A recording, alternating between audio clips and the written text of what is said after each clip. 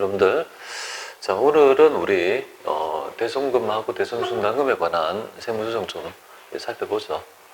오늘은 충당금의 두 번째인데요. 그러니까 어제 퇴직급여 충당금을 했다라면 오늘은요 이 대손충당금을 해야 될 것 같아요. 근데 참고로 말씀드리면 이 대손충당금 세무조정이 최고 어려워요. 되게 어렵다는 걸 말씀드립니다. 문제도 여기에 있죠. 가장 많이 실어놓고 있어요. 한 7문제 정도 돼요. 그래서 이제 그런 이유가 있다는 거 말씀드리는데요. 그러니까 이걸 약간씩 바꾸면 그 답이 조금씩 바뀌니까 되게 어려워하는데요. 어떤 부분에서 논점이 있는지 좀 살펴보는데 일단 대손금하고요. 대손금이라는 개념하고 대손충당금이라는 개념하고 이 두 개를 좀 구분할 필요가 있습니다. 어떤 논점이 있는지 보죠. 대손금은 뭐냐면 바로 회수불능 채권이죠. 회수할 수 없는 채권을 얘기하는 거고, 대손충당금은 기말에 뭐를 하냐면 채권의 위험을 평가한 금액이죠. 위험의 평가액이다 이렇게 보시면 돼요. 그러면 하나 여러분한테 말씀드리면 둘 중에서 뭐가 먼저 일어날까요? 대손금? 대손충당금? 문제. 대손금부터 먼저 일어납니다. 왜 먼저 일어나냐면 대손금은 기중에 일어나요. 기회 중간에 대손이 나타날 것이고, 그 다음에 충당금은 기말에 하는 행위죠. 그죠? 충당금은 기말의 채권의 잔액을 가지고 위험을 평가해서 그만큼을 비용 처리하는 있죠. 행위지 않겠습니까? 여기는 기말에 한다 그죠? 이 말은 여기에서 알아야 될 점이 바로 우리 세무조정하는 순서를 여기서 알 수 있는 거 아니에요. 그래서 세무조정하는 순서가 어떻게 되냐면 얘가 뭐야? 먼저 하고 뭐야? 그 다음에 이어가지고 뭐야? 이 순위로 얘가 행해야 된다는 걸 우리가 알 수 있는 거 아니에요. 그죠? 이렇게 행해진다라고 보시면 될 것 같아요. 그런데 얘하고 있죠. 서로 영향을 주고받아요. 왜 영향을 주고받느냐 하면 서로 있죠. 얘하고 얘는 서로 영향을 주고받는다고, 영향이 있다는 거예요. 왜 영향이 있냐 하면 대손회계 처리는 어떻게 합니까? 대손회계 처리는 내가 채권을 못 받게 되었을 때, 그래서 그 금액만큼을 충당금을 설정했다라면 그만큼을 상계하고 부족하면 비용 처리하는 거잖아요. 그러면 대손회계면 충당금을 끌었을 거 아니에요. 근데 만약에 이 대손이 잘못된 회계 처리였다면, 대손 떨면 안 되는 데 떨었다면 충당금을 끌어졌을 거 아니에요. 그러니까 다 틀어져 있잖아요. 그러니까 뭐부터 고쳐야 됩니까? 얘부터 세무상에 있죠. 잘못됐던 걸 유보로 고쳐놔야지 나중에 그죠 올바른 충당금을 고칠 수 있는 거 아니에요. 그러니까 우리가 이제 영향을 주는 요소가 이제까지 배웠던 거 보면 수익금액 조정 맹세표랑 조정 후 수익금액 맹세표가 서로 영향을 주고 있다는 걸 알았고, 우리가 어제 그죠 배웠던 내용 중에서 퇴직급여 충당금에 대한 그 금액이 어디에 영향을 줘요? 퇴직연금의 한도를 구할 때 서로 영향을 주고받았죠. 이거와 똑같은 거예요. 대손금과 대손충당금은 서로 있죠. 서로 영향을 주고받는 뭐 있어요. 우리가 이제 공부를 할 때 시야를 틔우려면 내가 이 잘못된 행위가 어디에 잘못되어 있는지를 알아야지 그걸 고칠 수 있는 능력이 필요한 거 아니에요. 그런 것들을 볼 수 있는 능력이 세무조정의 실력이라고 보시면 돼요. 그걸 자꾸 있죠. 여러분한테 강조 드리는데요. 오늘도 뭐 그런 쪽의 얘기를 좀 드려야 될 것 같아요. 근데 이 부분에 그죠? 그래서 이제 제가 그냥 편의상 대손금을 그냥 일부, 대손금의 세무조정을 일부로 할게요. 일부. 그냥 충당금의 조정 기말에 하는 걸 2부, 이렇게 해서 1부, 2부 나누어서 1시간 정도 강의를 드리고, 그 다음에 문제가 되게 많잖아요. 두 개가 되게 많기 때문에 문제를 위주로 쭉 풀어나가서 한 7문제 풀어드리면 한 해설 강의를 꼼꼼히 하다 보면 그저 1시간 반 정도 갈 거라요. 그래서 오늘 그죠 주된 테마는 바로 대손충당금을 잡는데, 내가 대손충당금을 할 줄 알면요 다른 건 별로 두려워할 필요가 없어요. 이거보다 어려운 소식은 없으니까 할만하게 될 것 같아요. 자, 그러면 얘부터 먼저 하도록 할게요. 대손 그죠 대손에 관한 얘기부터 하죠. 우리 대손금의 정의가 회수불능 채권이잖아요. 그럼 여기서 앞에서 예시하고 있는 부분이 바로 이거잖아요. 회수불능이라는 말이 뭐고, 그죠? 채권이라는 게 뭔지, 그죠? 이렇게 두 개로 나눠지잖아요. 1번 2번은 이렇게 나눠져 있잖아요. 그죠? 그럼 회수 불능이 뭔지, 그죠? 요거는 우리 기업회계 기준에서는 내가 이 채권 못 받는다는 것을 기업이 판단하잖아요. 회계 기준에서는. 기업이 판단해서 못 받으면 제가 하거든요. 근데 우리 세법은 그렇잖아요. 이 회수 불능이라는 판단을 법인한테 맡기지 않고 뭔가 법에서 정해줘요. 법정 사유에 해당이 돼요. 법에서 정한 사유에 해당이 될 때 뭐예요? 대손이라고 본다. 회수 불능이라고 보는데요. 이 사유가 이렇게 있어요. 사유가 이렇게 있는데 이 사유를 좀 알아야 돼요. 사유를 크게 이제 법정 사유가 이렇게 이제 그죠? 이제 신고 조정하고요. 신고 조정하고 결산 조정 이렇게 두 개로 나눈다라고 보시면 되겠습니다. 이렇게 나눠요. 신고 조정은 말 그대로 법률적 기속이 단기에 있으니까 단기에 뭡니까? 당사업연도에 송금으로 해야 될 것. 회사가 회계 처리하지 않았더라도 반드시 뭡니까? 그래서 세무조정을 통해서라도 송금 산입을 해야 될 항목이고, 결산 조정은요, 회계 처리해서 송금을 인정받는 항목을 얘기해요. 그럼 여기 신고 조정의 가장 중요한 게 바로 뭐냐면, 바로 그죠, 여러분들 소멸시의 완성이 되겠습니다. 시험 문제 반드시 나와요. 소멸시의 완성 채권. 소멸시의 완성 채권을 얘기합니다. 이 부분. 그래서 첫 번째 보면 신고 조정에 해당이 되는 사유는 소멸시효 있죠. 완성이 되면 강제 신고 조정에 해당이 됩니다. 얘가 이제 가장 많이 나오고요. 그 다음에 여기 보면 법원에 뭡니까? 법원의 면책 채권. 면책 있죠. 면책 결정에 따라 이거는 못 받는 거야. 이거 면해줘. 라고 하는 있죠. 법원에서 선고한 게 있어요. 면책 결정에 따른 채권이요. 이 두 가지는 신고 조정에 규정이 되어 있습니다. 신고 조정. 여기 나머지가 전부 다 소멸시효거든요. 소멸시효. 면책 결정. 그 다음에 뭐 미사, 악매가 취소된 뭐 이렇게 있는데, 그래서 시험에서는 가장 많이 출제되는 부분이 바로 소멸시효다. 이렇게 보면 돼요. 그래서 신고 조정에서 가장 중요한 거는요. 그냥 소멸시효, 그죠? 소멸시효가 도래한 채권, 그걸, 그죠? 신고 조정이다. 법률상 이 시효가 나와서 법원에서 뭡니까? 못 받는 거야라고 일정한 기간이 지난 채권은요. 반드시 기속이 정해져 있으니까 회사가 회계 처리 안 했더라도 뭐야? 무조건 송금 산입해야 된다. 이렇게 보시면 돼요. 근데 회사가 그죠? 신고 조정 사항을 회계 처리했으면 어떻게 됩니까? 회계 처리했다라면 너무 잘했다. 그죠? 아무런 조정이 없죠. 세법에서 이거를 올해 그죠? 대손이라고 떨어야 되는데 떨었으니까 뭐야? 그죠? 너무 잘했다. 박수치, 나이스라고 보는 거죠. 그죠? 네, 그렇게 보면 돼요. 그 다음에 이제 결산 조정은 여러분들이 세 가지 정도를 좀 알아주시면 좋을 것 같아요. 세 가지가 보면 이렇게 있는데요. 이 결산 조정은 말 그대로 결산서에 비용을 계산해야 될 거 아니겠습니까?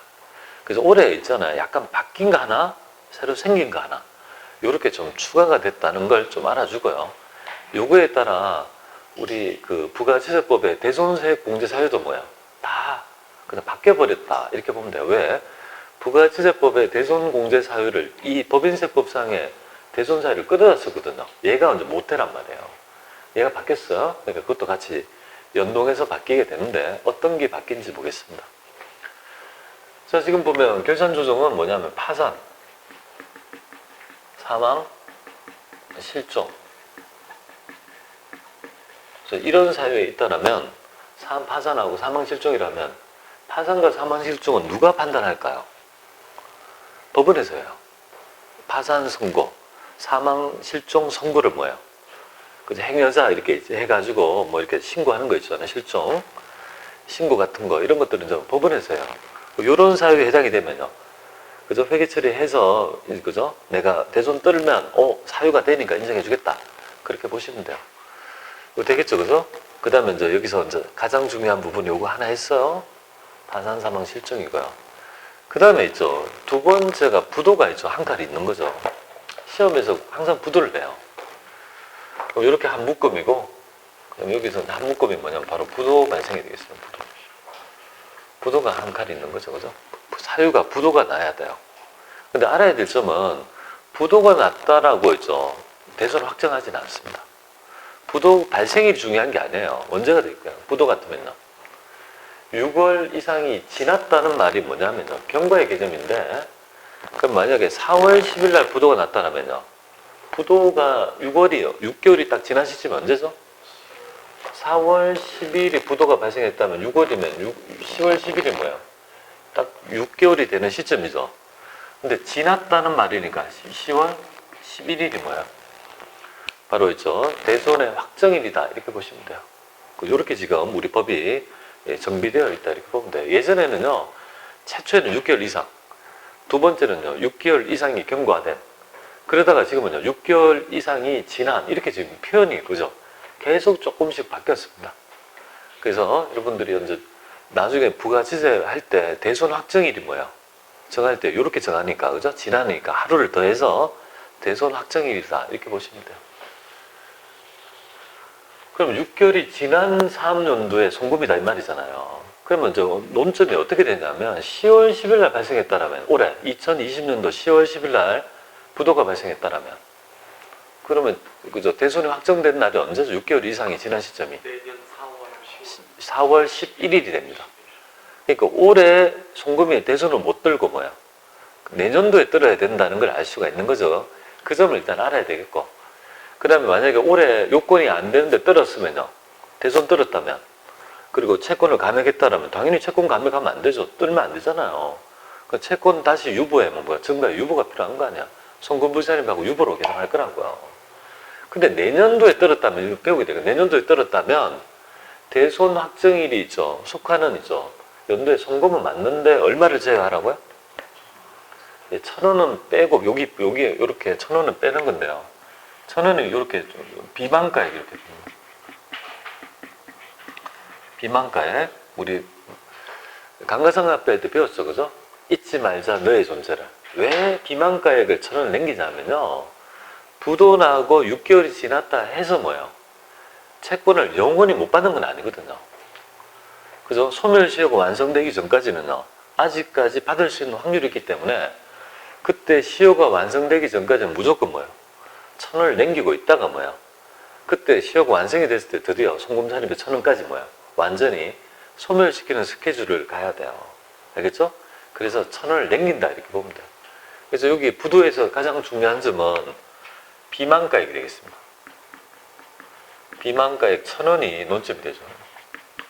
그러니까 1,000원, 비만가액 1,000원을 물어본다 이 말이에요. 그러니까 부도에서는 6개월이 경과된 6개월 이상이 지났다는 시점하고 비만가액 1,000원이 논점이 되겠습니다. 이거 하나 여러분 이제 잡아야 될 부분이에요.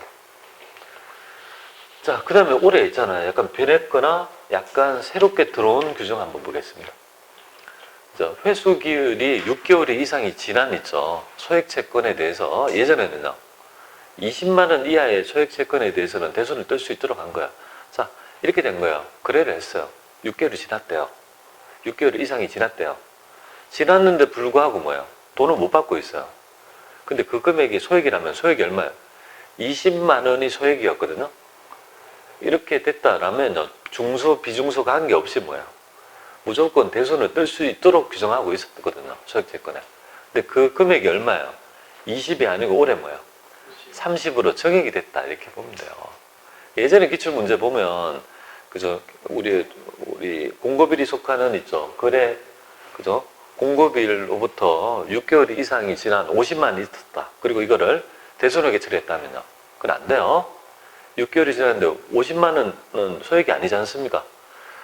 근데 여기에 있죠. 30만 원 이하로 바뀌었다는 점을 좀 말씀드립니다. 그죠? 여기 좀 바뀌었죠. 그죠? 소액채권이랑. 그 다음에 올해 새로 생긴 게 뭐예요? 요게 하나 생겼어요. 중소기업이라면, 근데 우리 시험은 누굴 내요? 중소기업을 가지고 내요. 중소기업이라면 여러분들이 사유의 필요 없이 뭡니까? 그냥 거래일이 얼마 지났다면요? 2년이 경과했다라면 여기에 법률적인 사유 있잖아요. 위에 이런 거 필요 없이 2년이 지났으면요. 외상배출금하고 미수금은 뭐예요? 위에 법정 사유가 아니더라도 뭐예요? 무조건 그죠? 이거를 그죠? 이게 대손을 할 수 있도록. 그러니까 보통 그렇잖아요. 이런 법정 사유가 아니고 돈을 안 주는 거예요. 상대방이. 이런 사유도 안 해요. 뭐 소멸시도 안 되고 화산상무도 안 해요. 근데 2년이 지났는데 안 주더라. 중소기업이라면 안 주는 이유가 있을 거 아니에요. 그렇다면 사회 필요 없이 뭐예요? 무조건 대손을 인정하는 입장으로 바뀌었다 이렇게 보시면 돼요. 그 중소기업 같으면 지금 있죠. 그죠? 2년이 경과했다라면 외상매출금이나 그죠? 외상매출금이나 미수금 같은 거는 가능하다 이렇게 보시면 되겠고, 그 거래가 특수관계자는 빼고 있죠. 이거는 인정한다. 여기 신설된 규정이다 이렇게 보시면 됩니다. 그래서 만약에 시험 문제 새롭게 나온다면 이렇게 나올 수 있죠. 중소기업을 가정했으니까 해당이죠. 거래는 2년이 경과했다 이렇게 나오면, 그럼 요거는 대손이 가능하다 이렇게 생각하시면 될 거 아니에요. 그런 것도 우리가 생각이 됩니다. 그럼 지금 제가 여기 두 개 나눴잖아요. 보세요. 신고조정은 소멸시 완성채권하고 면책결정이 따른 이쪽 회수불능채권인데, 시험에서는요 소멸시효가 되게 잘 나와요. 이게 잘 나오니까 요걸 가지고 있죠 많이 얘기한다 이거죠. 두 개는 좀 알아주시고, 결산조정은 나오죠. 보세요. 부도 발생 6개월 이상 지난 그 회수기일 6개월 이상 30만 원 소액채권 2년 경과한 중소기업 채권은요, 이거는 결산조정에 의해서 그죠? 우리가 공제받을 수 있다 이렇게 보시면 돼요. 요게 조금 바뀐 규정이다 이렇게 보시면 돼요.